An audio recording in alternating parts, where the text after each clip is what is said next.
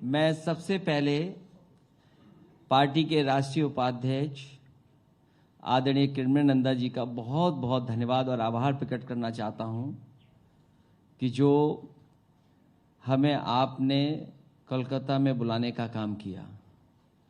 ये नेताजी के साथ बहुत पुराने साथी रहे हैं। नेताजी के साथ कई बड़े महत्वपूर्ण फैसले इन्होंने साथ मिलकर के लिए, और जैसा पहले दिन से हम लोग कह रहे हैं और आज फिर उस बात को दोहरा रहे हैं, जब कभी यहाँ पर कोई कार्यक्रम हुआ है उसके बाद हम लोग उत्तर प्रदेश में लौटे हैं तो समाजवादी पार्टी आगे बढ़ी है और बड़ी भूमिका निभाई है समाजवादी पार्टी ने देश की राजनीति में, क्योंकि उत्तर प्रदेश देश का सबसे बड़ा प्रदेश है। न केवल प्रदेश है बल्कि भारतीय जनता पार्टी को दो बार सरकार उत्तर प्रदेश की जनता ने बनाने का मौका दिया। और अगर हम पीछे मुड़कर के अगर हम देखें तो आज भारतीय जनता पार्टी को न केवल दिल्ली की सरकार ने जो घोषणा पत्र जारी किया था, मैनिफेस्टो जारी किया था, उसका जवाब देना है, बल्कि उत्तर प्रदेश की सरकार ने 2 बार जनता को बहुत बड़े बड़े वादे किए थे। इसलिए आज जनता को जवाब देना पड़ेगा। और मुझे पूरा भरोसा है कि समाजवादी पार्टी की जो राष्ट्रीय कार्यकारिणी यहां बैठी है, हमारी पार्टी का नेतृत्व यहां बैठा है, उसने सबने मिलकर के यही फैसला लिया है कि उत्तर प्रदेश में समाजवादी पार्टी के साथ जो गठबंधन हैं, जो गठबंधन दल हैं, उनसे मिलकर के 80 की 80 सीटें भारतीय जनता पार्टी को हराने का काम करेंगे। आज महंगाई चरम सीमा पर है, बेरोजगारी चरम सीमा पर है और अन्याय भी चरम सीमा पर है। हालांकि उत्तर प्रदेश के बारे में मैं ये कह सकता हूं, दिल्ली और यूपी की सरकार होने के बाद 2-3-4 महत्वपूर्ण डिपार्टमेंट्स हैं। उदाहरण के लिए पीडब्ल्यूडी डिपार्टमेंट, अभी बजट पास हुआ, 30% पैसा खर्च किया। जो स्वास्थ्य विभाग है, हेल्थ डिपार्टमेंट है, मेडिकल एजुकेशन डिपार्टमेंट है, उसमें 40% केवल खर्च कर पाए। अभी बिजली विभाग का सबसे बड़ा संकट पैदा कर दिया। ये बीजेपी के लोग कमाल के लोग हैं। जब इन्हें वोट चाहिए होता है तो ये जनता में वादे करते हैं। कर्मचारियों को वादा किया था इन्होंने। ये जितने भी कर्मचारी आज धरना प्रदर्शन आंदोलन में हैं, इन सब से भारतीय जनता पार्टी ने चुनाव से पहले वादे किए थे कि आपकी सब मांगे मानी जाएंगी। लेकिन सरकार बनने के बाद वो मांगे नहीं मांग रहे हैं, और जब मांगे नहीं मांग रहे हैं तो अंतर्गतवा पूरा उत्तर प्रदेश में बिजली संकट पैदा है। बिजली नहीं है। क्या पुलिस पावर प्लांट चलाएगी? क्या पुलिस सब स्टेशंस को देखेगी? क्या पुलिस डिस्ट्रीब्यूशन देखेगी? पुलिस जो लॉ एंड ऑर्डर नहीं ठीक कर पा रही है, वो बिजली कैसे ठीक करेगी? तो उत्तर प्रदेश ने जिसने प्रधानमंत्री दिया है, उसमें सबसे ज्यादा बेरोजगारी है, सबसे ज्यादा महंगाई है, सबसे ज्यादा अन्याय हो रहा है। और जो दल उनके खिलाफ दिखाई दे रहा है, उसके ऊपर ईडी, सीबीआई, इनकम टैक्स। इसलिए सभी लोगों ने मिलकर के संकल्प लिया है कि इस बार भारतीय जनता पार्टी को सभी सीटें हराई जाएंगी।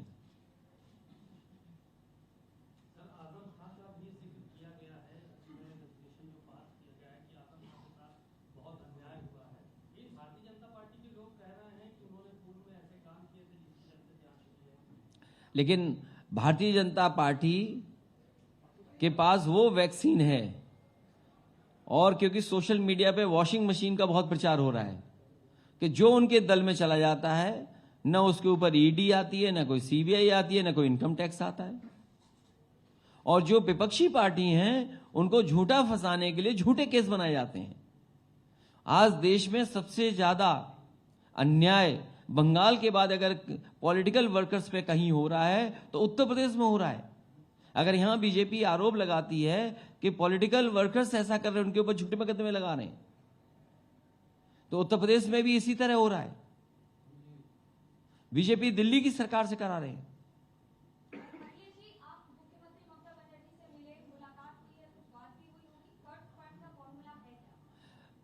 फार्मूला नहीं बताया जाएगा। फार्मूला यही है कि भारतीय जनता पार्टी को हराया जाए। अखिलेश जी, आपने पहले कह दिया है कि 2024 के चुनाव से पहले आप एक non Congress anti BJP front के तहत जो है अन्य जो विपक्षी दल है रीजनल पार्टी से उनको साथ लेकर आएंगे। तो क्या 2024 के चुनाव से पहले हम ये माने कि ये जो फ्रंट है वो बिना कांग्रेस के ही होगा रीजनल पार्टीज के साथ?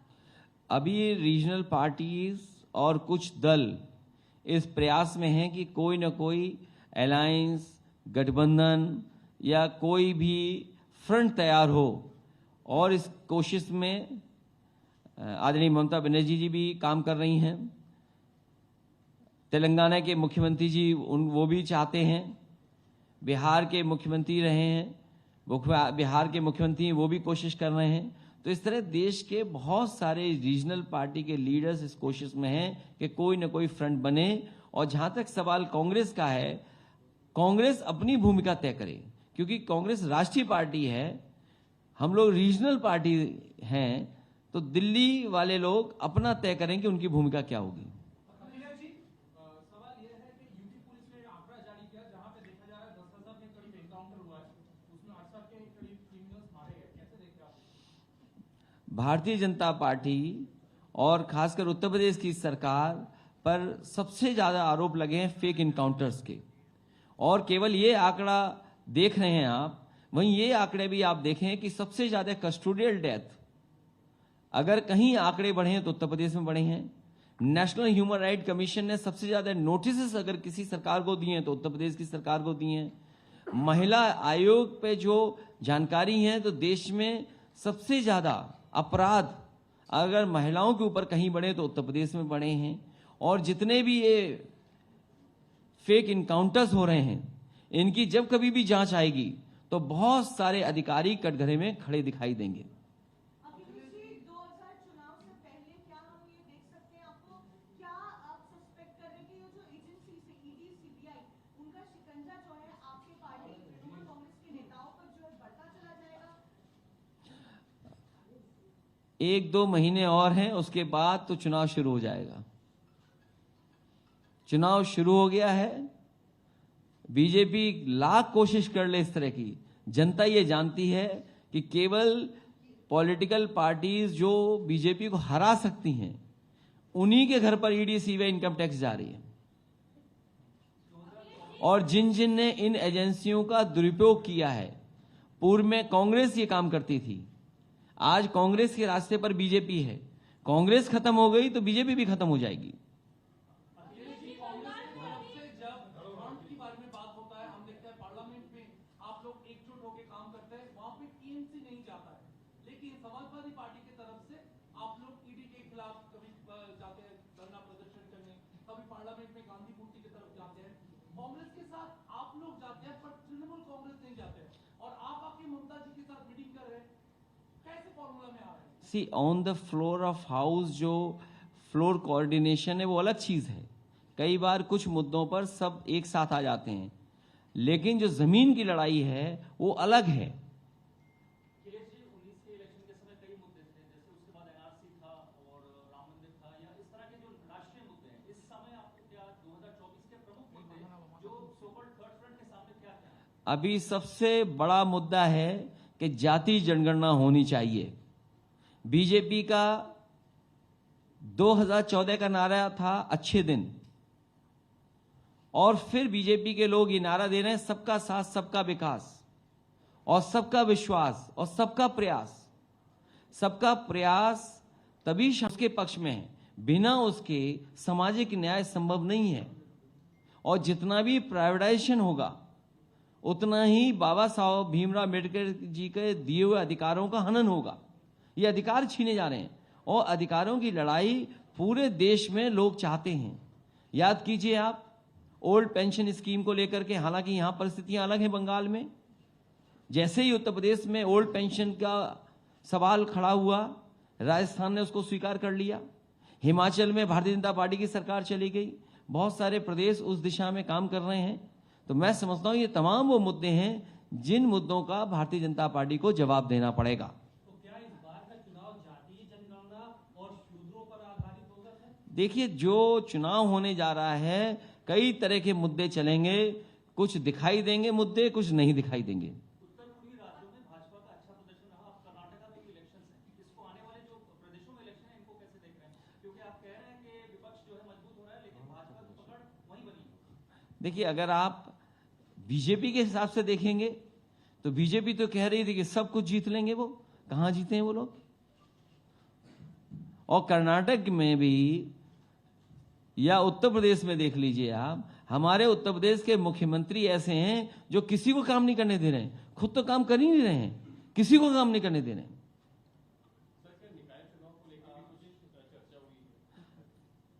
सभी चुनाव को लेकर के चर्चा हुई है।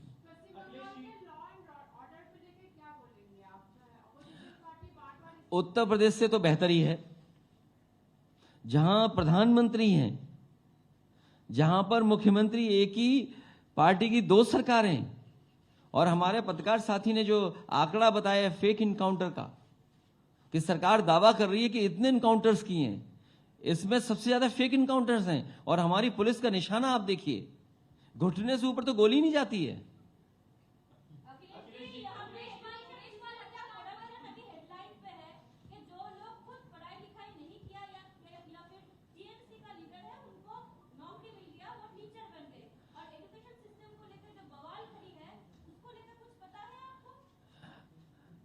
इस तरह का सवाल मुझे पता है, कुछ सवाल ऐसे खड़े हुए थे और मैं समझता हूं वो सवाल न्यायालय में भी जाएंगे, उनका जवाब सरकार देगी। अखिलेश जी, उत्तर प्रदेश में कुछ ऐसा सीट है, लोकसभा की सीट है, जहां पे समाजवादी पार्टी ने हमेशा कांग्रेस को मदद किया है, जैसे कि रायबरेली या ऐसे कुछ सीट है जहां पे आपने कभी कैंडिडेट खड़ा नहीं किया गांधी परिवार के अगेंस्ट।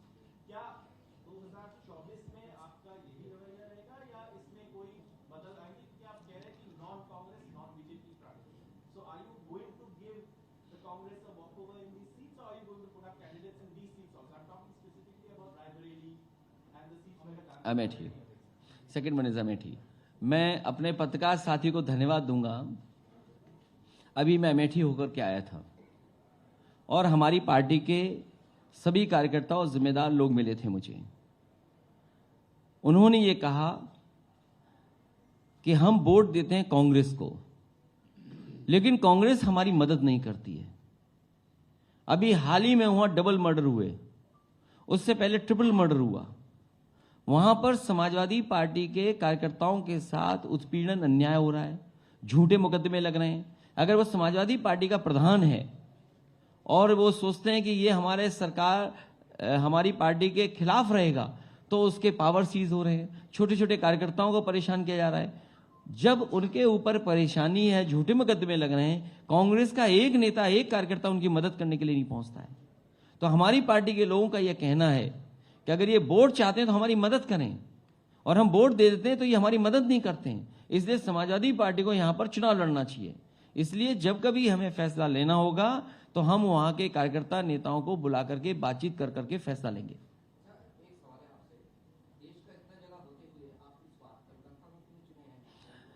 मैं दादा को धन्यवाद देता हूं कि दादा ने यह कहा कि यह बहुत शुभ जगह है। जब भी नेताजी और समाजवादी पार्टियां आई है, समाजवादी पार्टी आगे बढ़ी है, उसकी भूमिका बढ़ी है। और इस बार तो नवरात्र शुरू होने जा रहे हैं। हालांकि आपके यहाँ दूसरे नवरात्र ज्यादा खुशी से मनाए जाते हैं, लेकिन हमारे तरफ तो सब नवरात्र मनाए जाते हैं। तो माँ का आशीर्वाद लेकर के हम लोग नवरात्र मनाने जा रहे हैं और हमें उम्मीद है कि इस बार परिणाम उत्तर प्रदेश में दूसरे देखोगे। और इसीलिए मैंने शुरू की थी बात 2014 का मैनिफेस्टो बीजेपी का, 2019 का मैनिफेस्टो बीजेपी का, उत्तर प्रदेश की सरकार का मैनिफेस्टो 2017 का और 2022 का बीजेपी का मैनिफेस्टो। बीजेपी को एक मैनिफेस्टो का जवाब नहीं देना है, 2024 में बीजेपी को 4 मैनिफेस्टो का जवाब देना है। और आप तो वहां पर हैं जहां मां गंगा को आखिरी में देखते हैं। मां गंगा कहां से चली, और इन्हीं बीजेपी के लोगों ने कहा कि हम मां गंगा को साफ करेंगे। बताओ कितने शहर आते हैं, कितने कारखाने, उद्योग लगे हुए हैं इसके किनारे। आज मां गंगा की स्थिति क्या है, जिसमें हजारों अरबों रुपया खर्च हो गया,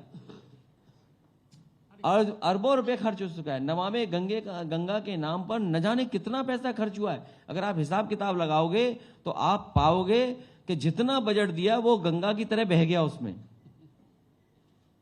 उत्तर प्रदेश के बाहर और किन राज्यों पर समाजवादी का फोकस होगा 24 में? और एक दूसरा प्रश्न इसमें यह है कि यहाँ आपके जो समर्थक हैं पश्चिम बंगाल में, वो कहते हैं कि हम भी मैं ये खासकर वेस्ट बंगाल का, मैं अपने राष्ट्रीय उपाध्यक्ष और यहाँ के बहुत ही वरिष्ठ कई वर्ष मंत्री रहने वाले जो पूरी जमीनी जानकारी रखते हैं आदरणीय कृष्णानंदा जी पे छोड़ता हूं। उनका सुझाव मैं समय समय पर लूंगा। और दूसरे प्रदेशों में जहां पार्टी का संगठन है वहां समाजवादी पार्टी जरूर चुनाव लड़ेगी। अखिलेश जी, राहुल गांधी जी का घर में पुलिस भेजा गया है, क्या ये भी उनको इम्पोर्टेंस देने के लिए है, जैसा कि वो बोल रहा है? बीजेपी क्या करेगी ये पता नहीं है। बीजेपी जिस तरीके से काम करती है करेगी कुछ, निशाना कुछ और होगा। एक आरोप बिजली कर्मियों को लेकर ये भी लगाए जा रहे हैं कि प्राइवेटाइजेशन करने के लिए भारतीय जनता पार्टी इस तरह से मिलीभगत करके जो है वो हड़ताल करने में मजबूर कर रही है। मुझे याद है 2014 के बाद जब बनारस में बिजली संकट आया और वहां के भारतीय जनता पार्टी के 2 वरिष्ठ नेता मुझसे मिले थे, क्योंकि उस समय सरकार समाजवादियों की थी। उन्होंने मुझसे ये कहा कि प्रधानमंत्री की कॉन्स्टिट्यूंसी है, इसको 24 घंटे बिजली दी जाए। मैंने उसी समय फैसला लिया था कि प्रधानमंत्री जी की कॉन्स्टिट्यूंसी को 24 घंटे बिजली उपलब्ध होगी। और उसके बाद मैंने उन्हीं वरिष्ठ नेताओं से जो भारतीय जनता पार्टी के थे उनसे कहा था कि उत्तर प्रदेश सबसे ज्यादा लोकसभा के सांसद जिताता है, उत्तर प्रदेश ने 2 बार सरकार बनाने का मौका दिया है, उत्तर प्रदेश का बिजली का कोटा बढ़ना चाहिए। लेकिन आज भी बिजली का कोटा उत्तर प्रदेश का दिल्ली की सरकार ने नहीं बढ़ाया है। और ये लग रहा है कि ये जानबूझ करके हड़ताल करा करके उन कर्मचारियों को इन्होंने भरोसा दिलाया था एक समय पर कि आपकी सभी मांगों को माना जाएगा। चुनाव से पहले इन्होंने बुला करके कहा था बीजेपी के नेताओं ने, और आखिरकार जब वो अपनी मांग कर रहे हैं तो बीजेपी क्यों पीछे हट रही है? ये संकट पूरा पैदा किया हुआ है मुख्यमंत्री जी का। मुख्यमंत्री जी खुद चाहते हैं कि उत्तर प्रदेश में बिजली का संकट हो और इसी के बहाने हम उत्तर प्रदेश के सब कारखानों को बेच करके प्राइवेट हाथों में दे दें। 2019 में ब्रिगेड में यहाँ पर बड़ी सभा हुई थी, सारी पार्टियां जो विपक्षी हैं वहाँ जमा हुई थी, एकत्रित हुई थी। अब क्या 24 से पहले इस तरह का कोई लक्ष्य है कि सबको एकत्रित करेंगे? क्या अभी तक कोई सूची तैयार है? अभी सूची तैयार नहीं है, समय आने पर आप देखेंगे कि कार्यक्रम जगह जगह पर बड़े होंगे।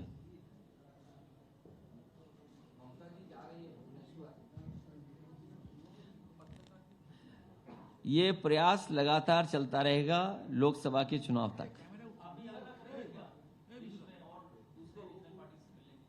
मैं उत्तर प्रदेश में कई यात्राएं कर चुका हूं और हमारी पार्टी के लोग कहेंगे तो हम यात्रा के लिए तो हमेशा तैयार रहते हैं।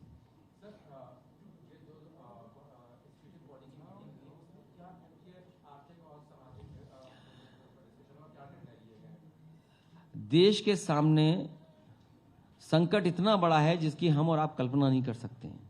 मैं उदाहरण के लिए एक बात कहना चाहता हूं आपसे। उत्तर प्रदेश में सरकारी कर्मचारियों का केवल एक विभाग का उनके प्रोविडेंट फंड को इन्वेस्ट कर दिया गया था एक प्राइवेट फर्म में, और प्राइवेट फर्म वो डूब गई। वो एक जानी मानी कंपनी थी और उस समय बोर्ड ने इसलिए फैसला लिया था कि उन्हें उम्मीद थी कि इस प्रोविडेंट फंड को हम अगर इन्वेस्ट करेंगे तो हमें मुनाफा ज्यादा होगा। लेकिन 2 साल के अंदर वो कंपनी फेल हो गई, वो कंपनी भाग गई पैसा लेकर के। तो उस समय जिन जिन अधिकारियों ने वो फैसला लिया था उन अधिकारियों को जेल भेज दिया गया था। ईडी जांच हुई, इनकम टैक्स के छापे पड़े, सीबीआई जांच कर रही है। मैं वही बात दोहराना चाहता हूं।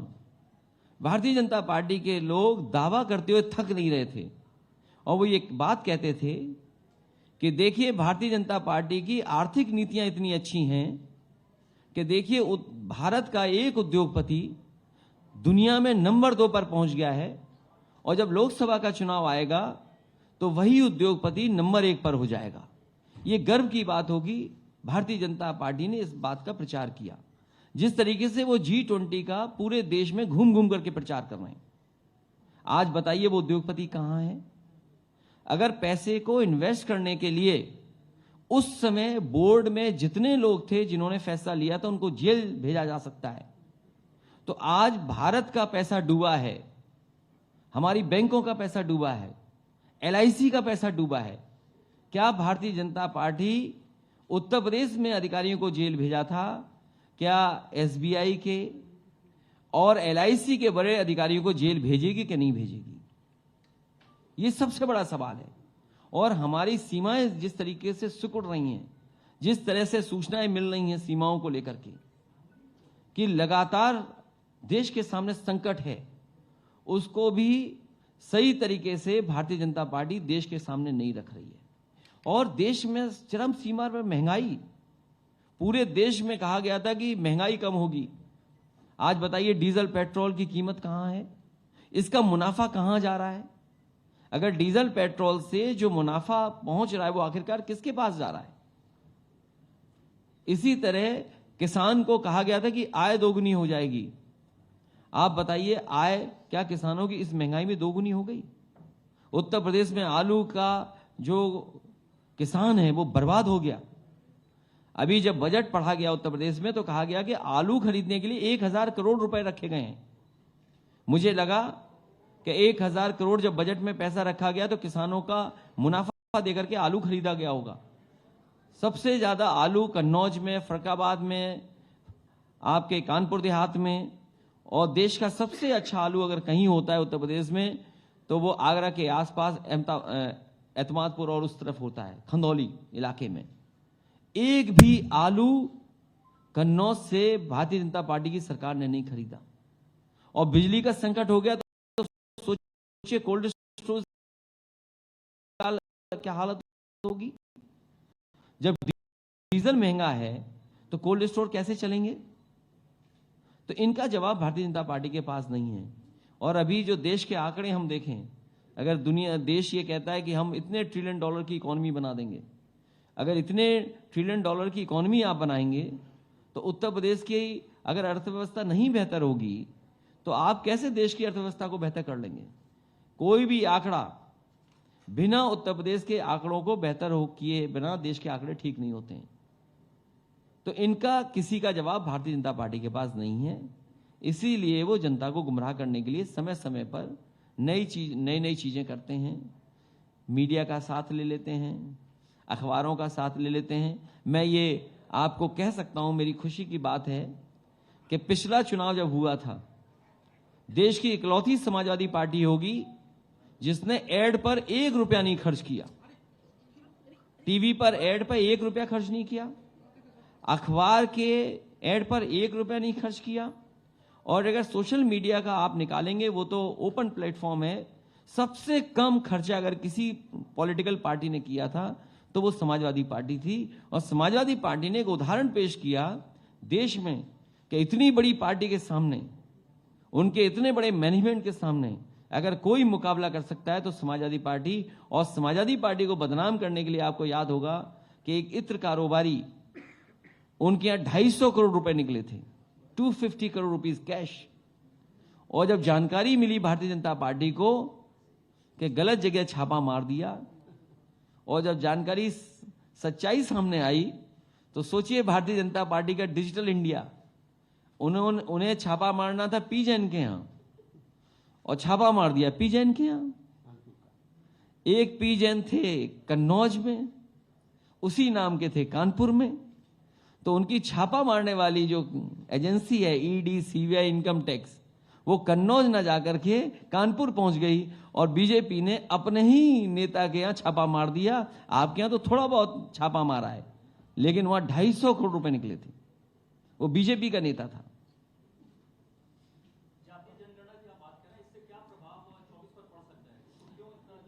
पूरे देश के दल चाहते हैं। और मुझे याद है जिस समय कांग्रेस पार्टी की सरकार थी और जिस समय कांग्रेस के समय पर सेंसस हो रहा था, देश के प्रधानमंत्री मनमोहन सिंह जी थे, उस समय नेताजी और शरद यादव जी, आदरणीय लालू प्रसाद यादव जी, और दक्षिण भारत के जितने भी पॉलिटिकल पार्टीज के नेता थे, सब सोनिया गांधी जी से मिले थे, मनमोहन सिंह जी से मिले थे। उस समय पी चिदम्बरम जी ने भरोसा दिलाया था कि जाति जनगणना होगी, लेकिन कांग्रेस ने धोखा दिया।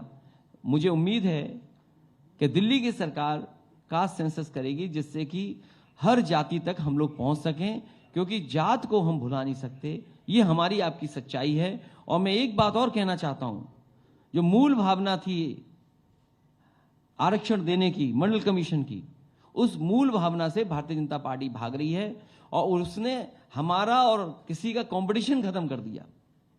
जो कंपटीशन होता था वो खत्म कर दिया। अगर आप मेरिट देखेंगे तो आज पिछड़ों की मेरिट ज्यादा है, जो जनरल में आ रहे हैं उनके बराबर मेरिट में पिछड़े भी पहुंच गए। ये भारतीय जनता पार्टी वो है, अपने स्वार्थ में उन्होंने हमारा कंपटीशन भी खत्म करा दिया।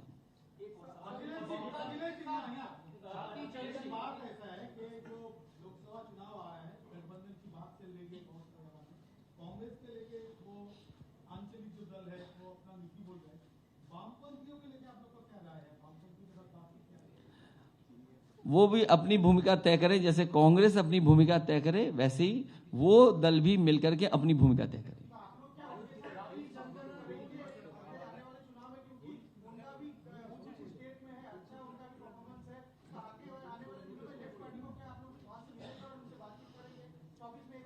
अभी फिलहाल इस तरह की कोई प्रस्ताव हमारे दल में नहीं आया है। वो बड़े दल रहे हैं और एक बड़ा दल है, इसलिए वो अपनी भूमिका तय करें।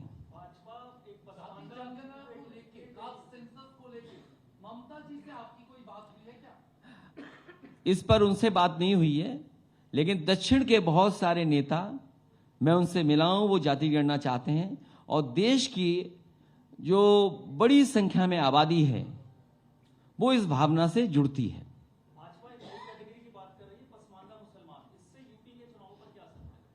भारतीय जनता पार्टी जब हारने लगती है तो सबके पैर जोड़ने लगती है। जिनको अपमानित किया, आप बताइए, नेताजी के समय पर उनको फ्री बिजली मिलती थी, फ्री बिजली बुनकरों को, और बीजेपी ने इसलिए बिजली छीन ली कि ये मुस्लिम है, बुनकर हैं, इसलिए बिजली छीन ली। आप पता करिए, उत्तर प्रदेश में बिजली फ्री दी जाती थी बुनकर भाइयों को। और मैंने बड़े बड़े सेंटर्स बनाए थे, बुनकर बाजार, भदोई में कारपेट बाजार बनाया था, वर्ल्ड क्लास एक्सपो मार्ट, उसका बजट खत्म कर दिया।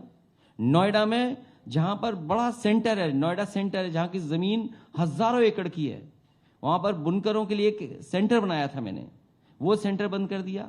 लखनऊ के हमारे पत्रकार साथी बैठे हैं, शिल्पग्राम जो हम लोगों ने क्रिएट किया था, जो इंफ्रास्ट्रक्चर दे रहे थे उनको, वो बंद कर दिया। सबसे बेहतरीन उत्तर प्रदेश में साड़ियां अगर कहीं बनती हैं, वो आजमगढ़ के पास मुबारकपुर में बनती है, वहां पर साड़ी बाजार दिया था और सुविधाएं बिजली की देने लगे थे, अन्य सुविधाएं स्वास्थ्य को लेकर के दे रहे थे, पेंशन दे रहे थे, वो सब बंद कर दिया। और मुझे याद है, स्किल डेवलपमेंट के लिए दुनिया की जो बड़ी बड़ी कंपनियां हैं, जो हमारे बुनकर हैं, जो कारीगर हैं, उनको बेहतर सिखाने के लिए और ट्रेन करने के लिए मैंने सेंटर बनाए थे, वो सेंटर भी बंद कर दिए। तो उनसे क्या उम्मीद करोगे भारतीय जनता पार्टी से? ये भारतीय जनता पार्टी केवल धोखा देना जानती है। नहीं, वो जानते हैं, वो धोखा देना जानते हैं।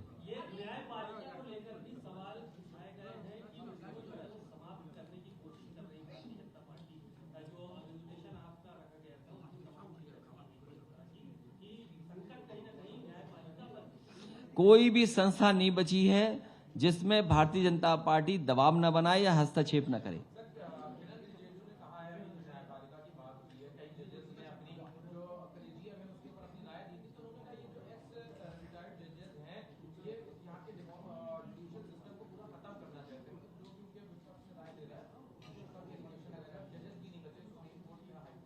ये कई बार इस तरह के सवाल उठे हैं, ये अभी से नहीं, कई बार इस तरह के सवाल उठे हैं।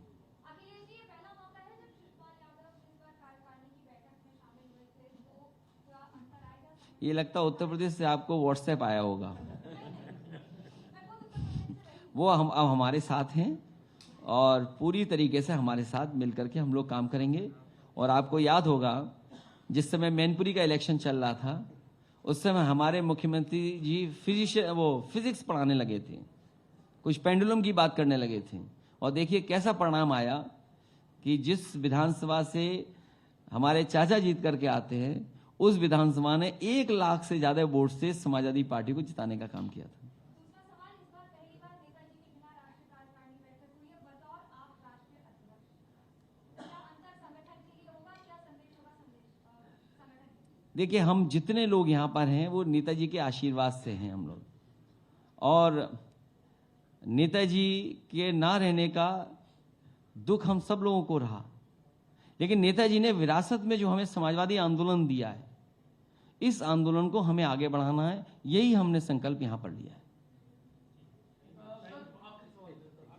चुनाव से पहले कोई चेहरा आएगा या थर्ड फ्रंट चेहरा आएगा चुनाव के? हमारे पास बहुत सारे चेहरे हैं, अच्छे चेहरे हैं, कोई भी आ जाएगा।